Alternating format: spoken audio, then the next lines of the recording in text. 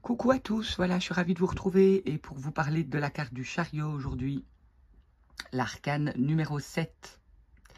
Alors le nom de la carte déjà, elle indique clairement, on nous présente un véhicule, un moyen de transport et plus exactement une diligence tirée par deux chevaux.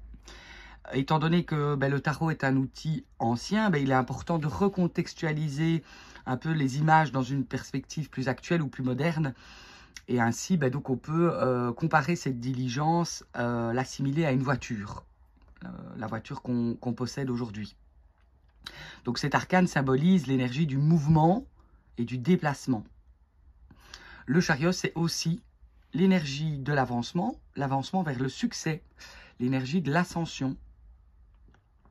C'est la première carte dans le mandala du tarot qui, par son appellation, évoque autre chose qu'un être humain. Et donc, en mettant l'accent sur un objet plutôt que sur la personne, la carte symbolise la matérialité. Elle représente le fait de réussir dans la matière et d'afficher cette réussite. Dans ce véhicule, on aperçoit un personnage, conducteur, qui semble fièrement maîtriser sa destinée, étant paré carrément d'une couronne, d'épaulettes, d'une armure, d'un sceptre. Il affiche sans complexe cette fameuse réussite financière et matérielle. Il aime briller au travers de ce qu'il possède.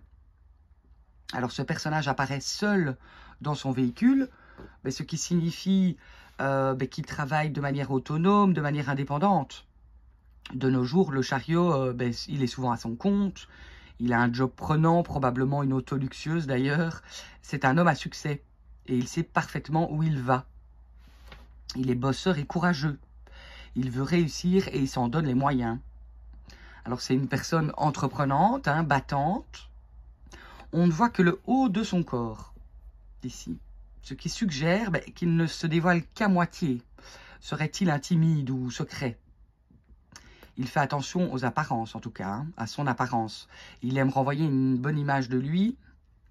Il tient à faire bonne figure, quitte parfois à cacher ses émotions ou ses sentiments. D'ailleurs, ses épaulettes sont en forme de visage. Ce qui signifie qu'il porte parfois le masque. C'est pas forcément par hypocrisie, parce que c'est quelqu'un de loyal, mais c'est plutôt pour tenter de dissimuler le fait qu'il n'a pas confiance en lui, ou qu'il ne sait pas toujours quel comportement adopter. Parce qu'il n'est pas toujours à l'aise en société. Il tient à passer pour quelqu'un de politiquement correct. D'ailleurs, il adoptera facilement une attitude joviale ou commerciale. À première vue, le personnage semble masculin, mais vu qu'il n'est visible qu'à moitié, on peut se demander s'il ne s'agit pas d'une femme déguisée en homme. Et en regardant de plus près, moi je pourrais même comparer ses longs cheveux blonds à ceux de l'impératrice, par exemple. De toute façon, qu'il soit un homme ou une femme, c'est quelqu'un qui a beaucoup d'énergie, une personne sérieuse, ambitieuse, qui se bouge, qui se déplace pour réussir. Au Moyen-Âge, ce n'était pas n'importe quel simple paysan qui se déplaçait en diligence, mais c'était bien quelqu'un qui avait réussi, qui était bien placé socialement. On pourrait donc dire que le personnage, il est un petit peu en représentation. Je vais éteindre peut-être ici cette bougie qui a l'air de prendre un peu feu.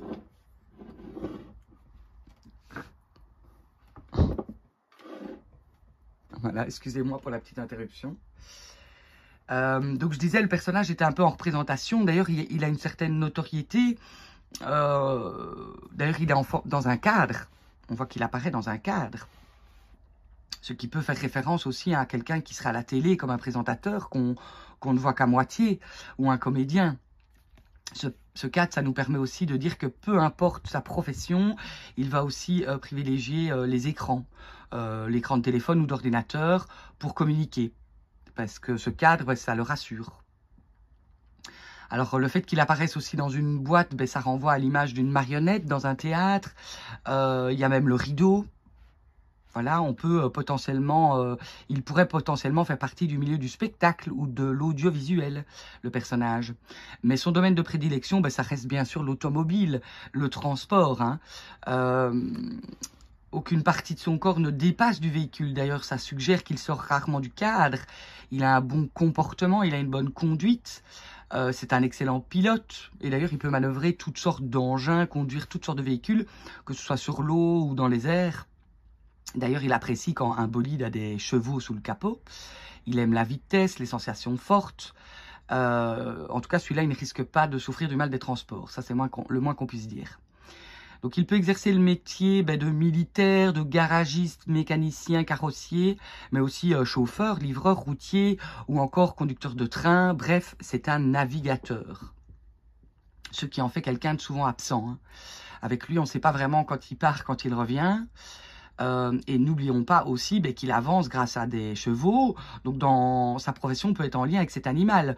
Aussi bien gestionnaire d'écurie, éleveur de chevaux, vétérinaire, moniteur d'éducation, cavalier professionnel, soigneur, maréchal ferrant, peu importe. Même photographe équestre, hein, puisqu'il est dans le cadre. Sinon aussi, le fait d'être tiré par ses chevaux, ça nous donne à croire qu'il suit son instinct. Attention, il a un côté impulsif. Le chariot, il peut démarrer au quart de tour. Parce qu'il est de nature fière et orgueilleuse. Il accorde beaucoup d'importance à sa propre destinée, à sa réussite professionnelle, au bien matériel, parfois au détriment des relations humaines ou d'expériences spirituelles. On l'a dit, la communication n'est pas toujours facile pour lui. Et d'ailleurs, en cas de conflit, il a tendance à s'emporter ou à fuir. On remarque que les chevaux ne regardent pas dans la même direction.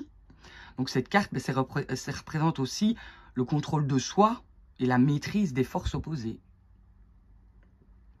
Alors au niveau de la signification à proprement parler de la carte, le chariot représente l'action par excellence, hein, dans tous les plans, aussi bien sur soi que dans le monde.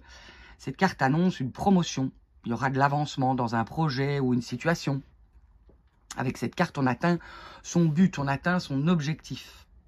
Puisque le chariot, c'est l'énergie du succès, de la victoire, même de l'accomplissement. Il y aura aussi de la réussite financière, hein, on l'a dit, l'autonomie financière. Cette carte peut aussi annoncer un déplacement, un voyage, une éventuelle mutation professionnelle, mais également un déménagement selon la question. Elle sort aussi pour l'achat ou l'entretien d'un véhicule, évidemment. Quoi qu'il arrive avec le chariot, à l'endroit, on est sur le bon chemin, sur la bonne route, sur la bonne voie. On a le bon comportement et le déplacement est favorisé quand cette carte la sort. Au niveau développement personnel, cette carte nous invite à réfléchir sur la relation qu'on a avec le monde matériel, hein, sur ce qu'on possède, sur l'importance des biens matériels dans notre vie quotidienne. Elle nous invite aussi à réfléchir sur la direction qu'on souhaite prendre, sur les efforts qui sont nécessaires pour y parvenir. L'énergie du chariot nous encourage à croire en nous, en nos capacités, à nous faire davantage confiance pour avancer avec détermination. Alors en position inversée, si elle sort à l'envers dans un tirage, il y aura effectivement une notion d'échec, d'obstacle imprévu. On se retrouvera dans l'impasse. Alors il peut s'agir d'un licenciement, d'un souci financier, peut-être même lié à un véhicule, à l'achat d'un véhicule ou l'entretien d'un véhicule. En tout cas, on aura tendance à emprunter la mauvaise direction. Quand la carte sort à l'envers, on se disperse. Le personnage là est vraiment en train de fuir ses responsabilités. Il risque de souffrir d'un souci de coordination et son rythme n'est pas le bon. Soit il avancera pas assez vite parce qu'il est fainéant, il brille pas. Soit c'est un homme pressé, stressé, il est surmené et il avance trop vite. Il peut même être maladroit, manquer de vigilance, de prudence. Et donc, dans ce cas-là, il ne contrôle pas son véhicule, surtout s'il avance trop vite. Il y a donc un risque d'accident, de panne sur toutes sortes de véhicules à moteur quand cette carte sort à l'envers. Donc, attention, le déplacement n'est pas favorisé. Un trajet risque d'être annulé ou retardé. Et alors aussi, par rapport au comportement du chariot, à l'envers, il sera vraiment donc, il perd le contrôle de lui-même, puisqu'il est question d'être orgueilleux, vaniteux, il fait tomber le masque, il s'emporte, et attention parce qu'il pourrait réagir avec beaucoup de révolte et d'agressivité quand il sort à l'envers. Et enfin, au niveau sentimental, la carte à l'envers nous parlera de quelqu'un de cavaleur, qui va peut-être même carrément voir ailleurs, à voir avec les autres cartes qui sortent, si vous faites un tirage complet. Alors, je voulais ajouter une dernière petite chose par rapport à la carte du chariot. Nous sommes déjà en train d'atteindre la fin d'un premier plan. On voit ici que si on a les 22 arcanes majeures sous les yeux, on a ce mât qui n'est pas numéroté, et puis on a 3 plans puisque 7, 14, 21, donc 3 niveaux, on va dire, d'expérience de vie, puisque c'est le mag qui va les vivre, hein, c'est lui l'expérienceur et le narrateur de ce mandat-là, du tarot de Marseille. Et donc on voit qu'avec la carte du chariot, eh bien, on est au terme de ce premier cycle.